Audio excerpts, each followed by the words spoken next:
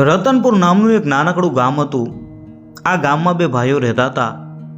મોટો ભાઈ મોહન અને નાનો ભાઈ રાજુ. મોહન સ્વભાવે એકદમ ભોળો, સીધો અને માયાળુ માણસ હતો. એના મનમાં ક્યારેય કોઈના માટે ખરાબ વિચાર ન આવે. પોતાના નાના ભાઈ રાજુ માટે તો મોહન જાણે પિતા સમાન હતો. આખો દિવસ ખેતરમાં મજૂરી કરે, કાળી માટીમાં પોતાનો પરસેવો પાડે અને જે પણ કમાય એ પોતાના ભાઈ રાજુના ભવિષ્ય માટે વાપરી નાખે. રાજુ શહેરમાં રહીને ભણતો હતો. મોહન પોતાના માટે એક નવું કપડું પણ ન લે. એના કપડામાં પણ થીગડા મારેલા હોય, પગમાં પહેરવાના પગરખા પણ ઘસાઈ ગયા હોય, પણ રાજુને ક્યારેય કોઈ વસ્તુની કમી ન પડવા દે. મોહન માટે તો એનો નાનો ભાઈ રાજુ જ એની આખી દુનિયા હતો.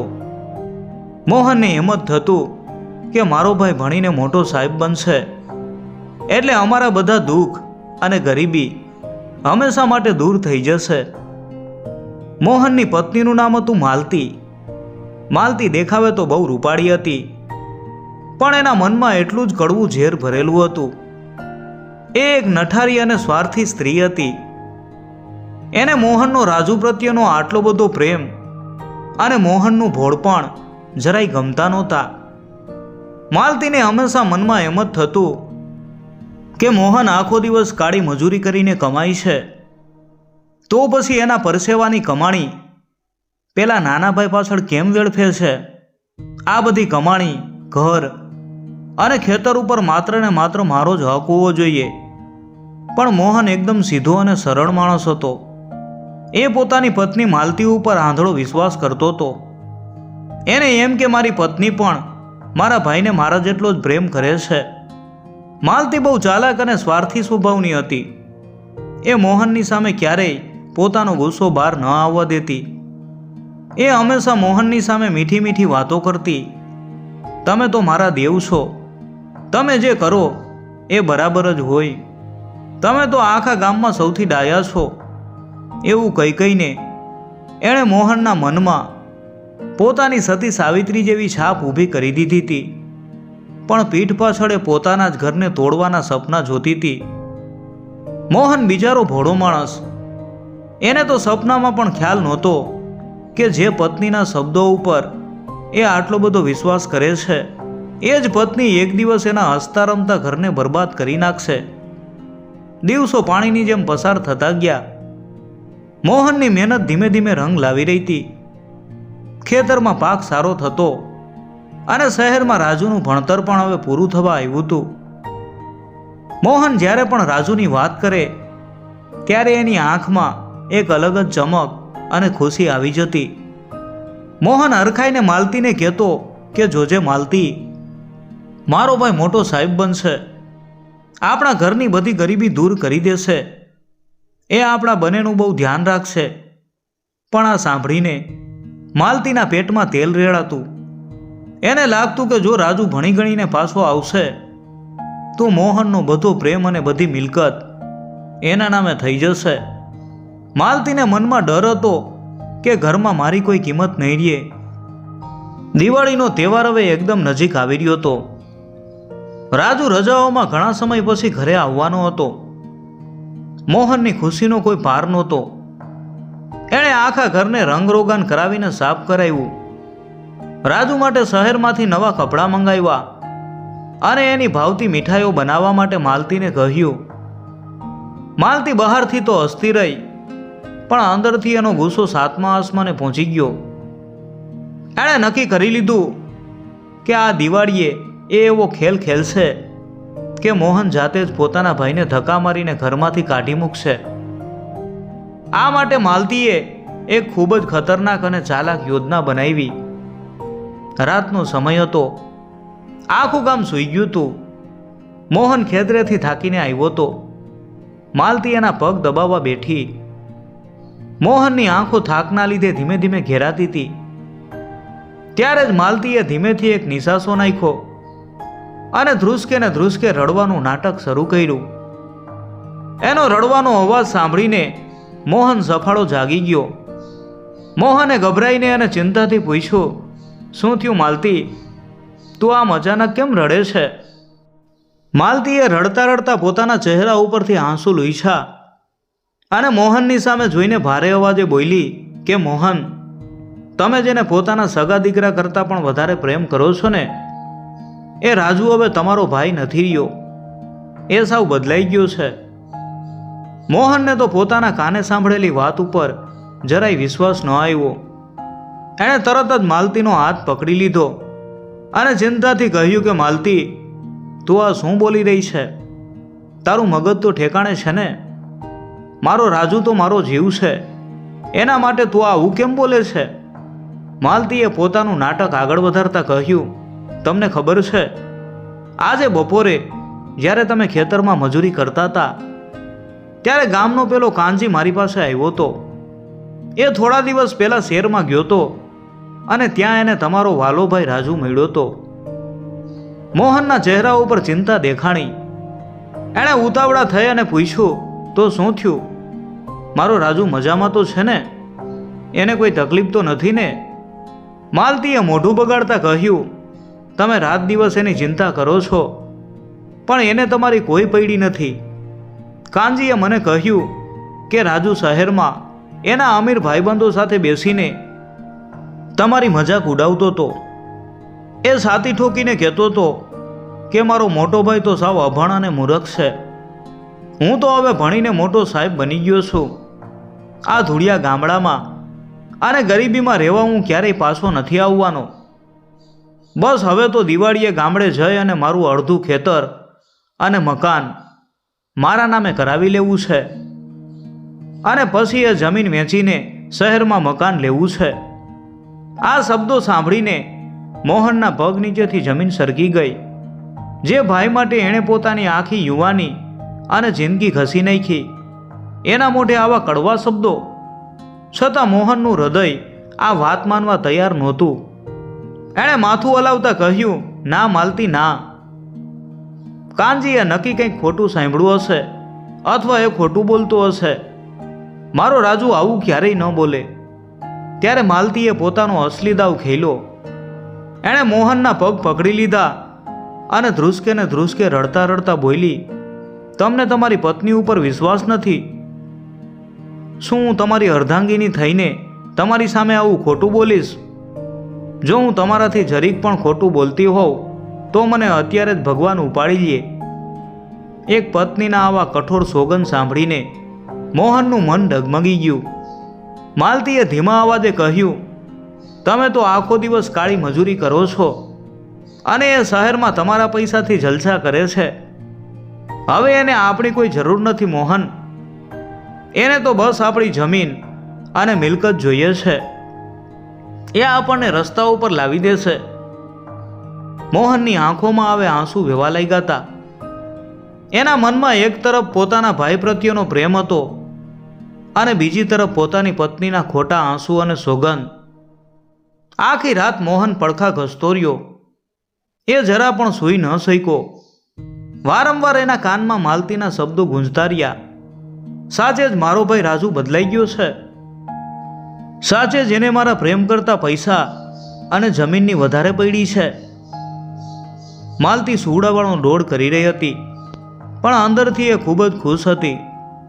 એણે બે ભાઈઓના પવિત્ર સંબંધોમાં શંકાનું બીજ વાવી દીધું હતું. બીજા દિવસની સવાર પડી. દિવાળીના તહેવારને હવે ગણતરીના દિવસો બાકી હતા. સવારના પોરમાં જ ગામના પાદરે એક બસ આવીને ઊભી રહી. બસમાંથી રાજુ ઉમંગભેર નીચે ઉતર્યો. એના હાથમાં એક મોટી બેગ હતી, જેમાં એના મોટા ભાઈ મોહન અને ભાભી માલતી માટે લીધેલી સરસ મજાની દિવાળીની ભેટ હતી. રાજુના ચહેરા ઉપર પોતાના ઘરે પાછા ફરવાની અને મોટા ભાઈને મળવાની ખુશી હતી. એ ઉતાવળા પગલે પોતાના ઘર તરફ જઈ રહ્યો હતો. એને બિચારાને ક્યાં ખબર હતી કે જે ઘરમાં એ જઈ રહ્યો છે ત્યાં એના માટે વાલ નહીં પણ કડવાશ અને નફરત રાહ જોઈને બેઠી છે. રાજુ ઉમંગભેર ઘરના આંગણામાં પહોંચ્યો કે મોટા ભાઈ, ભાભી, જુઓ હું આવી ગયો. એના અવાજમાં ખુશી અને ઉત્સાહ છલકાતા હતા. અવાજ સાંભળીને માલતી તરત જ બહાર આવી. એના ચહેરા ઉપર એક બનાવટી હાસ્ય હતું. અરે મારો દેવર આવી ગયો. આવ રાજુ, તારા ભાઈ હમણાં જ ખેતરેથી આવતા જ હશે. માલતીએ ઉપરથી જબરી મીઠાશ બતાવી, પણ અંદરથી એ પોતાનો શિકાર બરાબર જાળમાં ફસાયો એનો આનંદ મનાવતી હતી. રાજુએ ઘરમાં જઈને પોતાની બેગ મૂકી અને મોટાભાઈ મોહનની આતુરતાથી રાહ જોવા લાગ્યો. એની નજર વારંવાર ઘરના દરવાજા તરફ જતી હતી.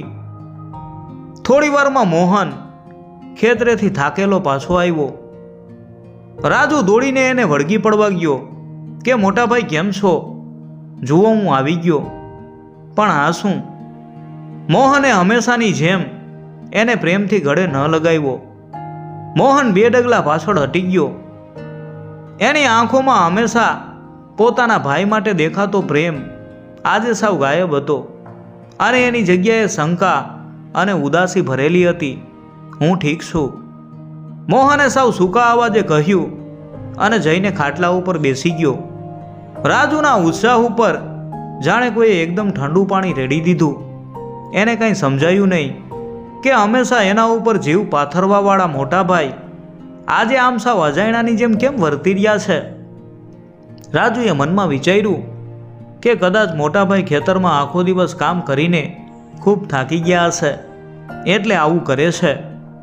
એણે તરત જ પોતાની બેગ ખોલી અને ભેટ બહાર કાઢી કે ભાઈ જુઓ, હું તમારા માટે શહેરમાંથી નવા કપડાં લાવ્યો છું. તમે કાયમ ફાટેલા કપડાં પહેરો છો. હવે આ દિવાળીએ આ નવો ઝભ્ભો પહેરજો. અને ભાભી જુઓ, આ તમારી નવી સાડી. રાજુએ ખૂબ જ પ્રેમથી કપડાં આગળ કર્યા, પણ ત્યાં જ માલતીએ પોતાનો અસલી રંગ બતાવ્યો. એણે મોહન તરફ જોઈ અને કટાક્ષમાં કહ્યું, જુઓ મોહન, મેં નહોતું કીધું? હવે તો એ શહેરમાં રહીને મોટા સાહેબ બની ગયા છે ને, એટલે આપણા ગરીબોના કપડાં જોઈને એમને દયા આવે છે. આ તો આપણને નીચા દેખાડવાની રીત છે. આ ઝેરીલા શબ્દો સાંભળતા જ મોહનના મનમાં આખી રાત ચાલેલી શંકાનો જ્વાળામુખી ફાટી નીકળ્યો. એણે રાજુના હાથમાંથી ઝભ્ભો લઈને ગુસ્સામાં જમીન ઉપર ફેંકી દીધો. મારે તારી કોઈ ભેટની જરૂર નથી રાજુ. હું ભલે આખી જિંદગી અભણ રહ્યો, પણ તારા જેવો સ્વાર્થી નથી પાક્યો. મને બધી ખબર પડી ગઈ છે કે તું શહેરમાં જઈને કેવો બદલાઈ ગયો છે. મોહનના આકરા શબ્દો સાંભળીને રાજુના પગ નીચેથી જમીન ખસી ગઈ. એની આંખોમાં આંસુ આવી ગયા. રાજુએ રડમસ અવાજે પૂછ્યું કે ભાઈ, તમે આ શું બોલો છો? મેં એવું તે શું કર્યું છે તમારું? માલતીએ બળતામાં ઘી ઓમતા કહ્યું, હવે ખોટા નાટક શું કામ કરે છે રાજુ? અમને બધી ખબર જ છે કે તું અહીં દિવાળી કરવા નહીં, પણ શા માટે આવ્યો છે? તારે અમારા ઘર અને ખેતરમાં તારો અડધો ભાગ જોઈએ છે ને, એટલે તું આ ભેટ લાવીને મીઠી મીઠી વાતો કરીને તારા ભાઈને છેતરી રહ્યો છે.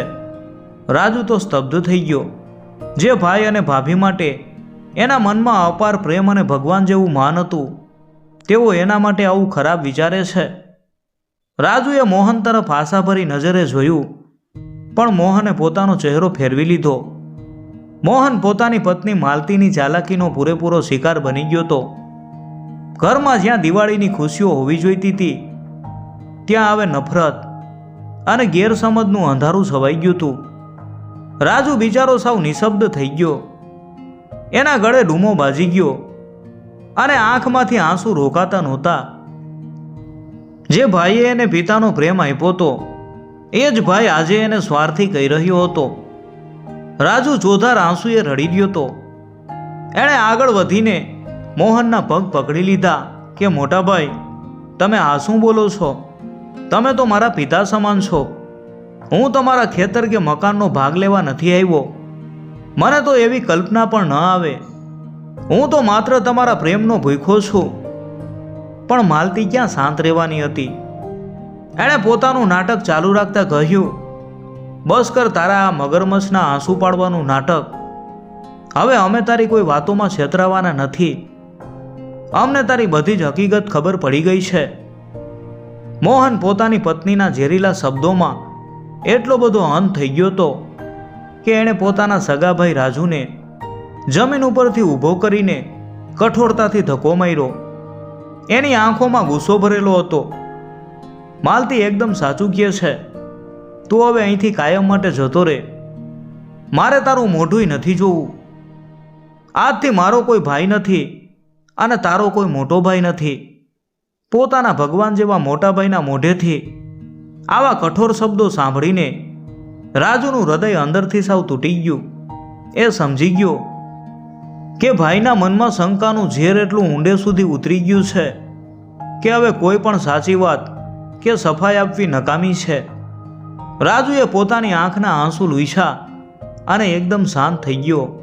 એણે જમીન ઉપર પડેલો પેલો દિવાળીનો નવો જભ્ભો ધીમેથી ઉપાડ્યો, એની ધૂળ ખંખેરી અને ખૂબ જ માનથી ખાટલા ઉપર મૂક્યો. એણે ભારેએ કહ્યું કે ભાઈ, જો મારા અહીં આવવાથી તમને અને ભાભીને આટલું બધું દુઃખ થતું હોય તો હું અહીં એક પળ પણ નહીં રોકાઉં. રાજુએ પોતાની બેગ પેક કરી ઘરના દરવાજે પહોંચીને એ છેલ્લી વાર પાછો ફર્યો.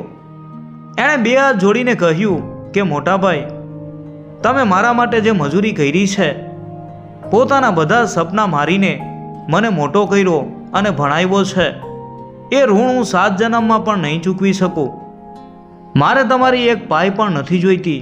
આ ઘર, આ ખેતર, આ બધું તમારું અને ભાભીનું જ છે. ભગવાન તમને બંનેને હંમેશા સુખી રાખે. બસ ભવિષ્યમાં ક્યારેય આ નાના ભાઈની યાદ આવે તો મને માફ કરી દેજો. આટલું બોલીને રાજુ ભારે પગલે ઘરની બહાર નીકળી ગયો. એણે એકવાર પણ પાછું વળીને ન જોયું. રાજુના ગયા પછી માલતી તો મનોમન ખુશીથી નાચી ઉઠી. એનું વર્ષો જૂનું સપનું આજે પૂરું થઈ ગયું હતું. હવે આખી મિલકત ઉપર માત્ર ને માત્ર એનો જ અધિકાર હતો. પણ બીજી બાજુ મોહનનું મન અંદરથી ભારે થઈ ગયું હતું.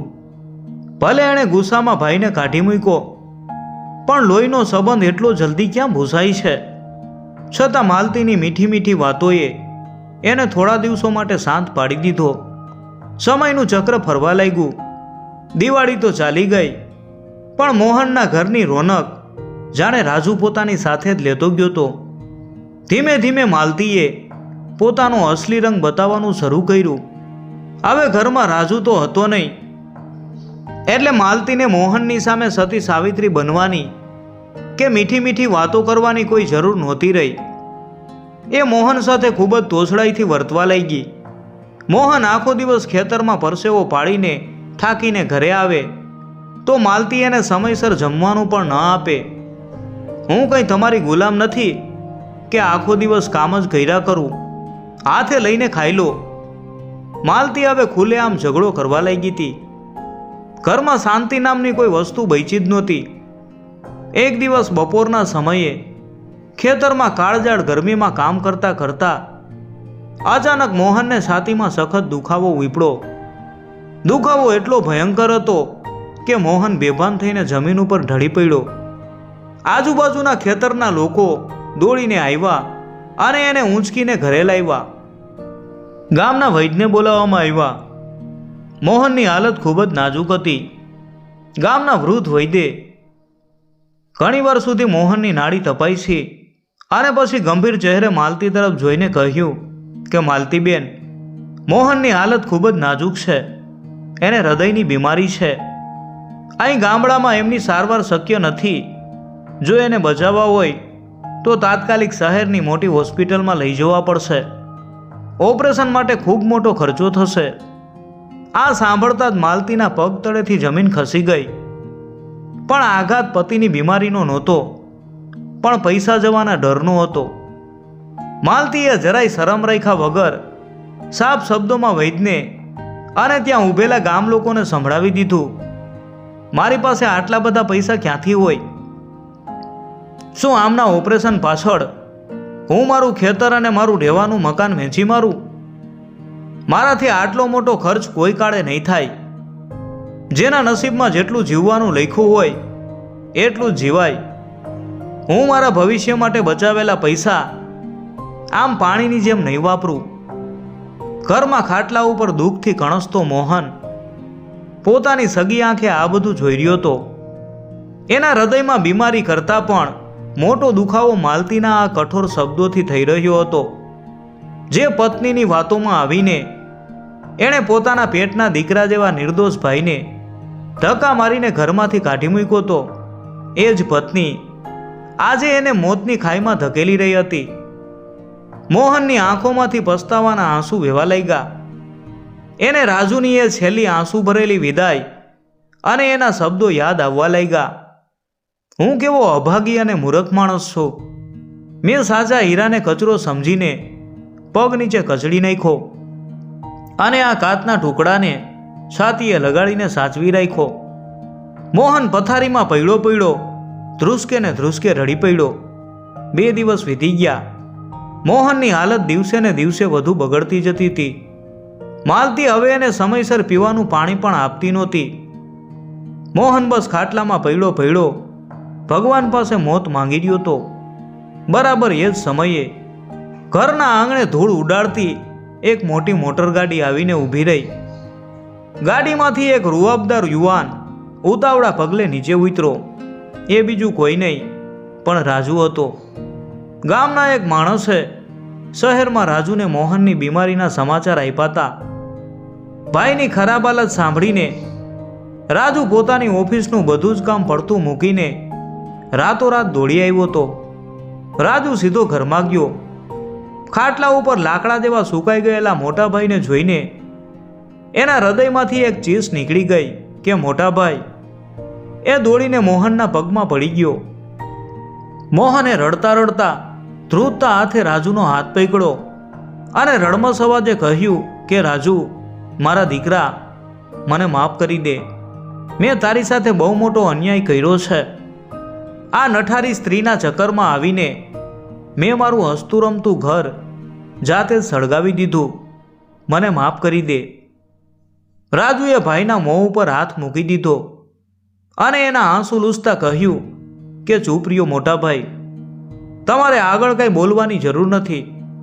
તમે તો મારા ભગવાન છો અને ભગવાનથી ક્યારેય ભૂલ ન થાય. હું આવી ગયો છું ને, હવે તમને કાંઈ નહીં થવા દઉં. માલતી ખૂણામાં ઊભી આ બધું જોઈ રહી હતી, પણ રાજુએ એની સામે એક નજર પણ નાખી નહીં. રાજુએ જરાય સમય બગાડ્યા વિના મોહનને પોતાની ગાડીમાં બેસાડ્યો અને શહેરની સૌથી મોટી હોસ્પિટલમાં દાખલ કર્યો. પાણીની જેમ પૈસા વાપરીને એણે પોતાના મોટા ભાઈનું ઓપરેશન કરાવ્યું અને મોહનનો જીવ બચાવી લીધો. જ્યારે મોહન પૂરેપૂરો સાજો થઈને પાછો ઘરે આવ્યો ત્યારે એણે સૌથી પહેલું કામ માલતીને કાયમ માટે ઘરમાંથી કાઢી મૂકવાનું કર્યું. માલતી રડવા લાગી, માફી માંગવા લાગી, પણ હવે એના ખોટા આંસુની કોઈ કિંમત નહોતી. નઠારી નારને પોતાના પાપની પૂરી સજા મળી ગઈ હતી. મોહન અને રાજુ બંને ભાઈઓ હવે શહેરમાં ખુશીથી રહેવા લાગ્યા. ભાઈઓનો અતૂટ પ્રેમ આખરે જીતી ગયો અને નઠારી નારની ચાલાકીનો કાયમ માટે અંત આવી ગયો. મિત્રો, જો આ વાર્તા તમને ગમી હોય તો વિડીયોને લાઈક કરજો અને કોમેન્ટમાં હર હર મહાદેવ લખવાનું ભૂલતા નહીં.